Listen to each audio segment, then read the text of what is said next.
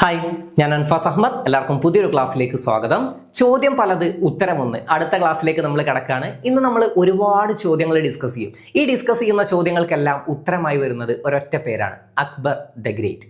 അപ്പോൾ നമുക്ക് നേരെ നമ്മുടെ ക്ലാസ്സിലേക്ക് കിടക്കാം. ക്ലാസ്സിലേക്ക് കിടക്കുന്നതിന് മുമ്പ് ഇതിന് മുമ്പെടുത്ത ക്ലാസ്സുകൾ നിങ്ങൾ കാണാത്തവരാണെങ്കിൽ ഇതിന് മുമ്പ് വേറെയും ചോദ്യം പലത് ഉത്തരമൊന്ന് എന്നുള്ള പ്ലേലിസ്റ്റിൽ നമ്മൾ ക്ലാസ് ചെയ്തിട്ടുണ്ട്. അപ്പോൾ ക്ലാസ് കാണാത്തവരാണെങ്കിൽ തീർച്ചയായും പോയി കാണുക, തീർച്ചയായും നിങ്ങൾക്ക് ഉപകരിക്കും. അതുപോലെ തന്നെ നമ്മുടെ ബാച്ചിൽ ഇനിയും ജോയിൻ ചെയ്യാത്തവരാണെങ്കിൽ എത്രയും പെട്ടെന്ന് തന്നെ ജോയിൻ ചെയ്യുക. അധിക സമയമല്ല, എത്രയും പെട്ടെന്ന് നിങ്ങൾ ജോയിൻ ചെയ്യുക. ജോയിൻ ചെയ്യുന്നുണ്ടെങ്കിൽ എത്രയും പെട്ടെന്ന് ജോയിൻ ചെയ്യുക. അതിൻ്റെ റിക്വസ്റ്റ് ആണ്. അതായത് നിങ്ങൾ എത്രത്തോളം വൈകുന്നു അത്രയും നിങ്ങൾക്ക് ക്ലാസ് പെൻഡിങ് വരും. അപ്പോൾ ഇപ്പോൾ നമ്മൾ സ്റ്റാർട്ട് ചെയ്തിട്ടില്ല. എത്രയും പെട്ടെന്ന് നിങ്ങൾ ജോയിൻ ചെയ്ത് കഴിഞ്ഞാൽ നമ്മൾ തുടക്കം മുതൽ നമ്മുടെ കൂടെ തന്നെ നമുക്ക് പോകാൻ പറ്റും. ക്ലാസ്സിൽ നിന്ന് തന്നെ നമുക്ക് ഓരോ കാര്യങ്ങളും പഠിച്ചു പോകാൻ പറ്റും. തീർച്ചയായിട്ടും ഈ പ്രിലിംസ് നിങ്ങൾ ക്രാക്ക് ചെയ്യും. അപ്പോൾ പ്രിലിംസിനായിട്ടുള്ള ബാച്ച് നമ്മൾ സ്റ്റാർട്ട് ചെയ്തിട്ടുണ്ട്. താഴെ കൊടുത്തിരിക്കുന്ന നമ്പറിൽ മെസ്സേജ് അയച്ചാൽ അതിൻ്റെ കൂടുതൽ ഡീറ്റെയിൽസ് കിട്ടും. അപ്പോൾ എത്രയും പെട്ടെന്ന് തന്നെ മെസ്സേജ് അയച്ച് നിങ്ങളുടെ സംശയങ്ങളൊക്കെ തീർത്ത് എത്രയും പെട്ടെന്ന് തന്നെ ബാച്ചിൽ അംഗമാവാൻ ശ്രമിക്കുക. വൈകരുത്. എക്സാം വളരെ അടുത്തെത്തിയിട്ടുണ്ട്. തീർച്ചയായിട്ടും നല്ലൊരു പോസിറ്റീവ് എനർജിയോട് കൂടെ ഇനിയുള്ള ദിവസങ്ങളിൽ നല്ല രീതിയിൽ തന്നെ നമുക്ക് പഠിച്ചു പോകേണ്ടതുണ്ട്. അപ്പോൾ അതിന് ഇനി നിങ്ങൾ ഒരുപാട് കാര്യങ്ങൾ അവിടുന്ന് ഇവിടുന്ന് റെഫർ ചെയ്ത് തയ്യാറെടുക്കേണ്ടതില്ല. കാരണം അവിടുന്ന് ഇവിടുന്ന് വാരി വലിച്ച് പഠിച്ച് നിങ്ങളുടെ സമയം ഒരിക്കലും നിങ്ങൾ കളയരുത്.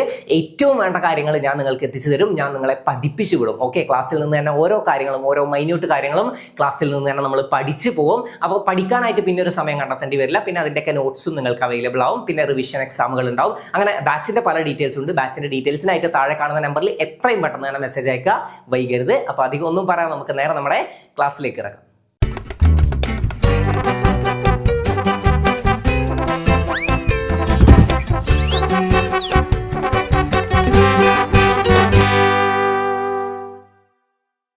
അപ്പൊ നമുക്ക് നോക്കാം.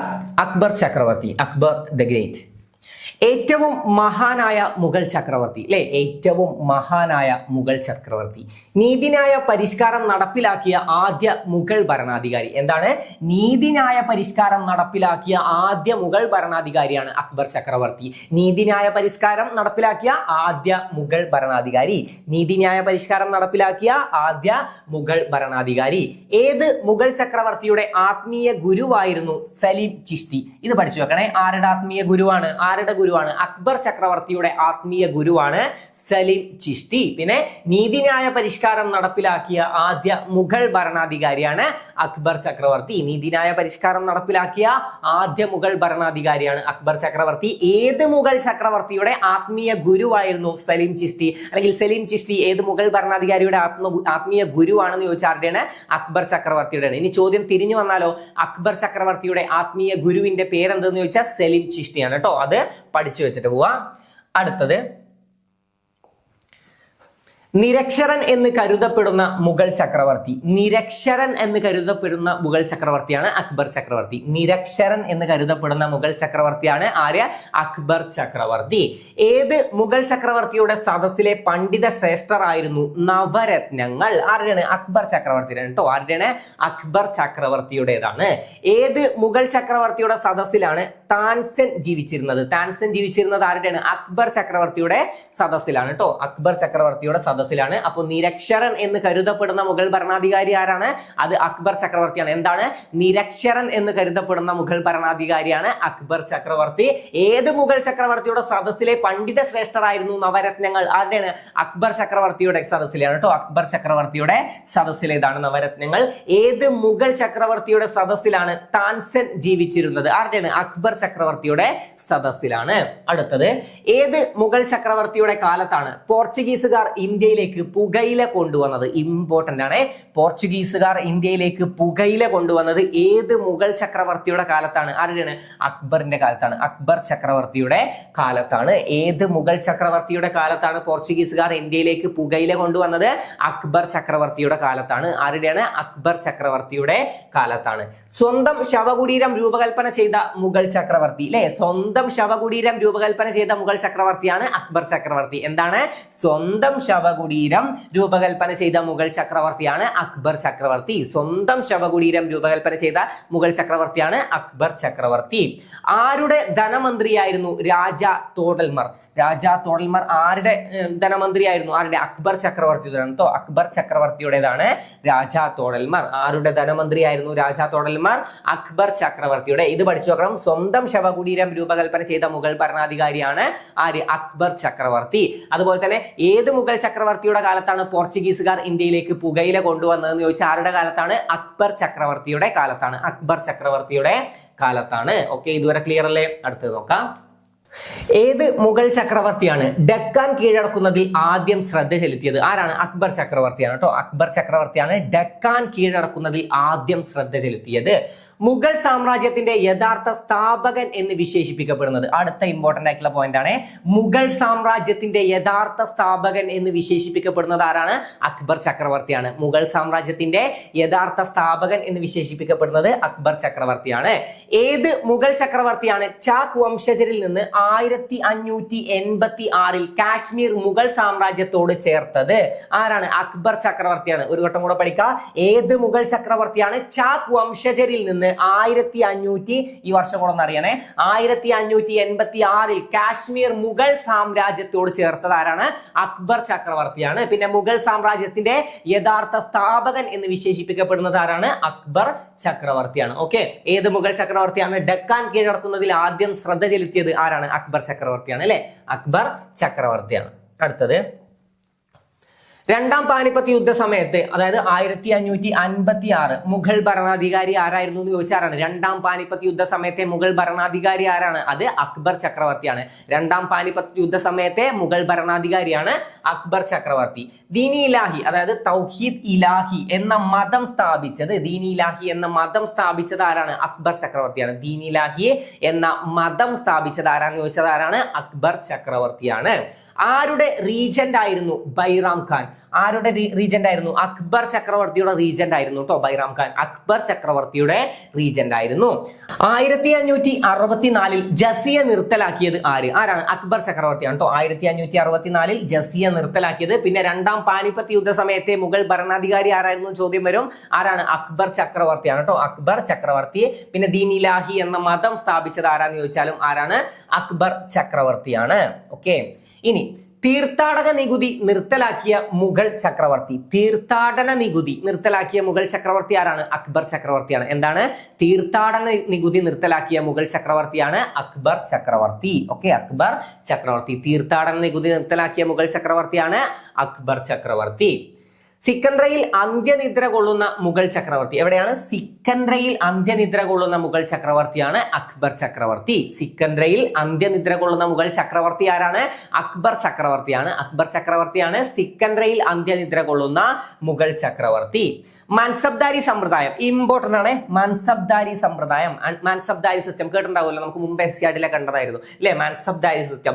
മൻസബ്ദാരി സമ്പ്രദായം ആവിഷ്കരിച്ച മുഗൾ ചക്രവർത്തി. മൻസബ്ദാരി സമ്പ്രദായം ആവിഷ്കരിച്ച മുഗൾ ചക്രവർത്തി ആരാണ്?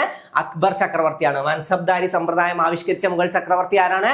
അക്ബർ ചക്രവർത്തി. മൻസബ്ദാരി സിസ്റ്റം ആരുമായി ബന്ധപ്പെട്ടിരുന്നു? അക്ബർ ചക്രവർത്തി.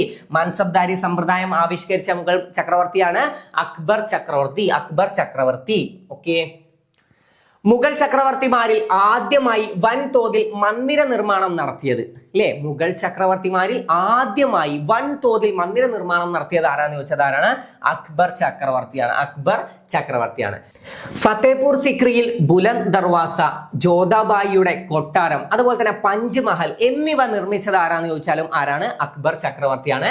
ഫത്തേപൂർ സിക്രിയിൽ ബുലന്ദ് ദർവാസ, അതുപോലെ തന്നെ ജോധാബായിയുടെ കൊട്ടാരം, അതുപോലെ തന്നെ പഞ്ച്മഹൽ എന്നിവയൊക്കെ നിർമ്മിച്ചത് ആരാന്ന് ചോദിച്ചാൽ ആരാണ്? അക്ബർ ചക്രവർത്തിയാണ്. ഓക്കെ, ഇബദത് ഖാന പണി കഴിപ്പിച്ച മുഗൾ ചക്രവർത്തി. ഇബദത് ഖാന പണി കഴിപ്പിച്ച മുഗൾ ചക്രവർത്തി ആരാണ്? അക്ബർ ചക്രവർത്തിയാണ് കേട്ടോ. ഇബദത് ഖാന പണി കഴിപ്പിച്ച മുഗൾ ചക്രവർത്തിയാണ് അക്ബർ ചക്രവർത്തി. അടുത്തത് നോക്കാം.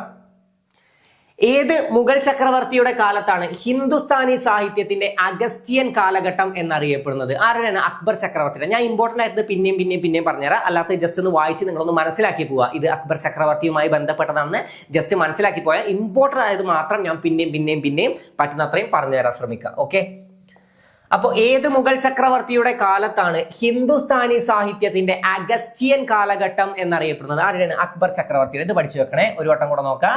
ഏത് മുഗൾ ചക്രവർത്തിയുടെ കാലത്താണ് ഹിന്ദുസ്ഥാനി സാഹിത്യത്തിന്റെ അഗസ്ത്യൻ കാലഘട്ടം എന്നറിയപ്പെടുന്നത്? ആരുടെയാണ്? അക്ബർ ചക്രവർത്തിയുടെ കാലഘട്ടമാണ് ഹിന്ദുസ്ഥാനി സാഹിത്യത്തിന്റെ അഗസ്ത്യൻ കാലഘട്ടം. ഓക്കെ, അഗസ്ത്യൻ കാലഘട്ടം എന്നറിയപ്പെടുന്നത് ആരുടെയാണ്? അക്ബർ ചക്രവർത്തിയുടെ കാലഘട്ടമാണ്. ഏത് മുഗൾ ചക്രവർത്തിയുടെ കാലത്താണ് ഇംഗ്ലീഷ് ഈസ്റ്റ് ഇന്ത്യ കമ്പനി ലണ്ടനിൽ സ്ഥാപിതമായത്?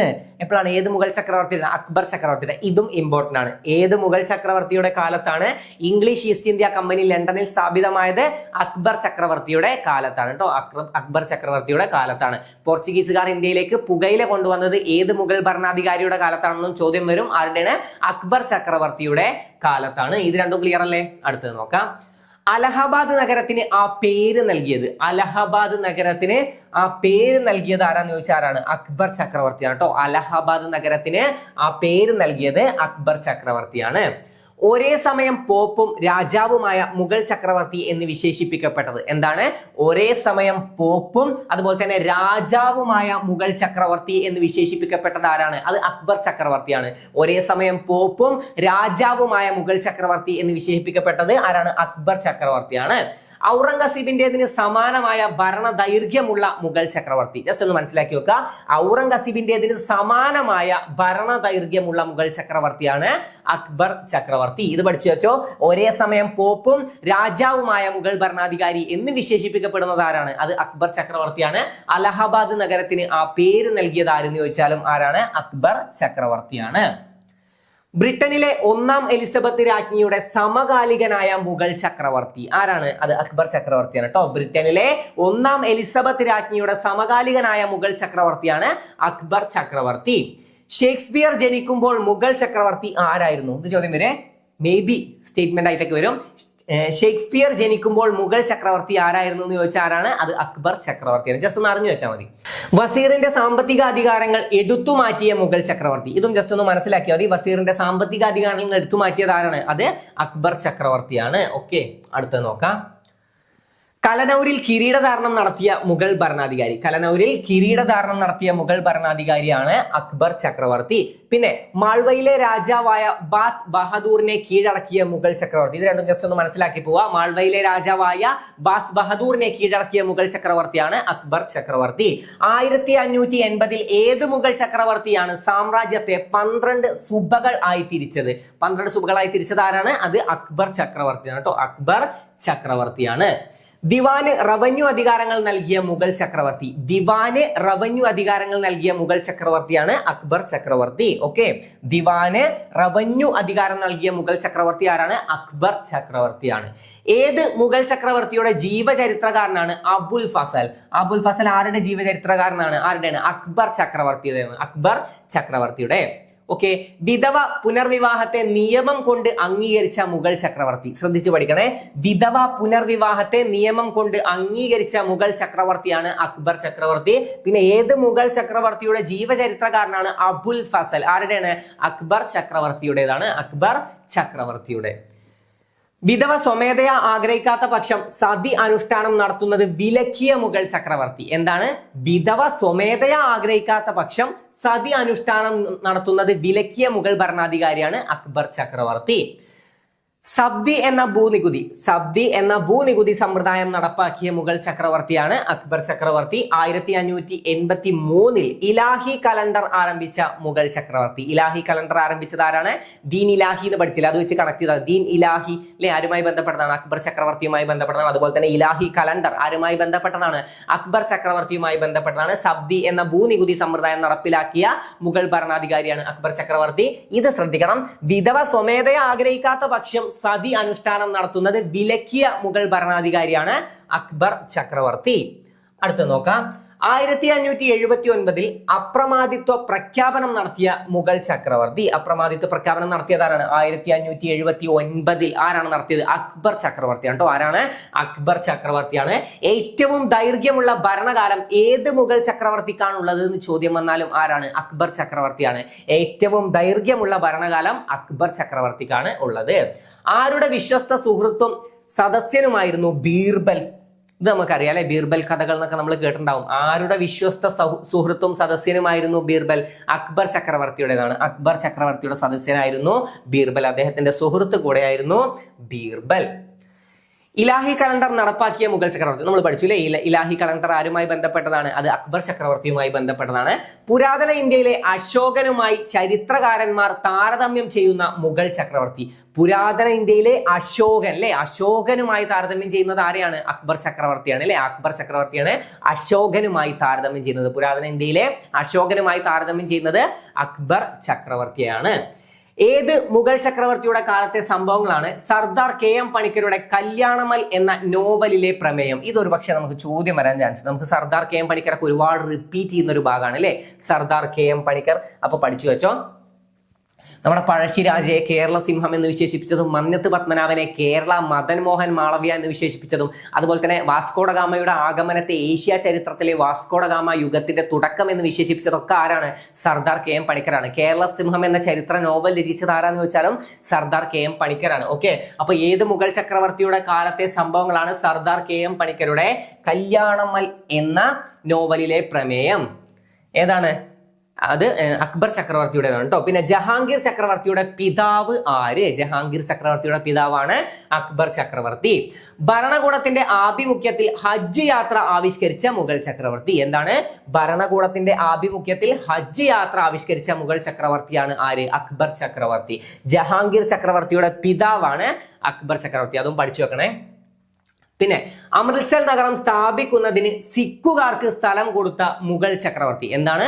അമൃത്സർ നഗരം സ്ഥാപിക്കുന്നതിന് സിഖുകാർക്ക് സ്ഥലം കൊടുത്തത് ഏത് മുഗൾ ഭരണാധികാരിയാണ്? ചോദ്യം വരും ഒന്നുകൂടെ. അമൃത്സർ നഗരം സ്ഥാപിക്കുന്നതിന് സിഖുകാർക്ക് സ്ഥലം കൊടുത്ത മുഗൾ ഭരണാധികാരിയാണ് അക്ബർ ചക്രവർത്തി. ആരാണ്? അക്ബർ ചക്രവർത്തി. അക്ബറിന്റെ സദസ്യനായിരുന്നു. പ്രധാനപ്പെട്ട ആരാണ് നമ്മൾ പഠിച്ചത്? ബീർബലിനെ പറ്റി നമ്മൾ പഠിച്ചു അല്ലെ. ബീർബൽ ആരുമായി ബന്ധപ്പെട്ടിരിക്കുന്നു എന്നൊക്കെ ചോദ്യം വരും. പിന്നെ ദീൻ ഇലാഹി, പിന്നെ ഇലാഹി കലണ്ടർ, ഇതൊക്കെ ആരുമായി ബന്ധപ്പെട്ടതാണ്? അക്ബർ ചക്രവർത്തിയുമായി ബന്ധപ്പെട്ടതാണ്. ഏറ്റവും കൂടുതൽ കാലം ഭരിച്ചത് ആരാണ്? അക്ബർ ചക്രവർത്തിയാണ് അല്ലെ. ഏറ്റവും നീണ്ട കാലം ഭരിച്ചത് അക്ബർ ചക്രവർത്തിയാണ്. അപ്പൊ ഇന്ന് പഠിച്ച ഇത്രയും പോയിന്റ്സ് ഒക്കെ നിങ്ങളുടെ മനസ്സിലേക്ക് കയറിയിട്ടുണ്ടാവും. ഒരുപാട് ഇമ്പോർട്ടന്റ് ആയ കാര്യങ്ങൾ ഞാൻ റിപ്പീറ്റ് ചെയ്ത് പറഞ്ഞു തന്നിട്ടുണ്ടായിരുന്നു. അത് ഇമ്പോർട്ടൻസ് കൊടുത്ത് തന്നെ പഠിക്കുക, ഇമ്പോർട്ടൻസ് കൊടുത്ത് തന്നെ മനസ്സിലാക്കി വെക്കുക. അപ്പൊ ഇന്നത്തെ ക്ലാസ് നിങ്ങൾക്ക് നല്ല രീതിയിൽ ഉപകരിച്ചു എന്ന് വിശ്വസിക്കുന്നു. ഇതുപോലുള്ള മറ്റൊരു ക്ലാസ്സുമായി നമുക്ക് വീണ്ടും കാണാം. താങ്ക്